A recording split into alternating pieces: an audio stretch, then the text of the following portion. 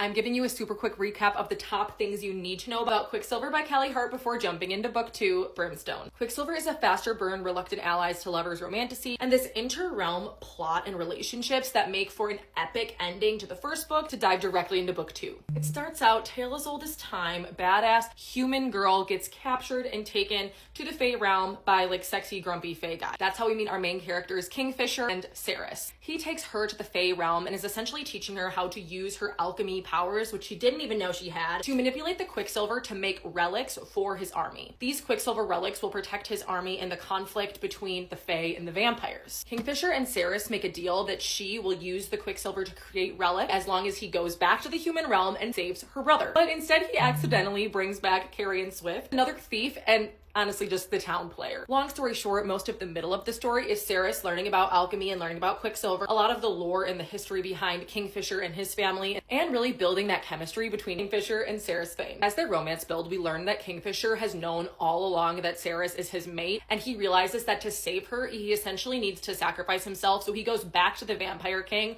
where he was trapped for 100 years before the start of the book. When the whole cast of characters goes to try to get Kingfisher back and save him, they realize that all along, the humans, the Fae, and the vampires have been working together, and the kings and queen of the 3 realms are all siblings, and they're actually all very evil. Throughout the last 10% of the book, we learn so much about all of the lore between the realms and why Kingfisher was trapped by the Vampire King in the first place. As they're battling at the end, Ceres gets really injured, so then Carrion jumps in and tricks the Vampire King into drinking his blood, but then reveals that he is actually a Fae. His blood is poisonous to the vampires. As I mentioned, Ceres is very injured, and the only way to save her is to bite her and turn her into a vampire, otherwise her human form will die. But since she technically killed the Vampire King, she then becomes the queen of the vampires. So at the end of the story, after she's turned, she gets put before the gods, and the god of chaos realizes that fate is going to interfere. He wants to turn her into a being that has never existed before, so they can see how things will play out without fate intervening. So he actually ends up turning her into a Fae vampire hybrid. This is where she also formally accepts the mate bond with Kingfisher, and we are now entering into the second book to see how this is going to work out, with her being a Fae vampire hybrid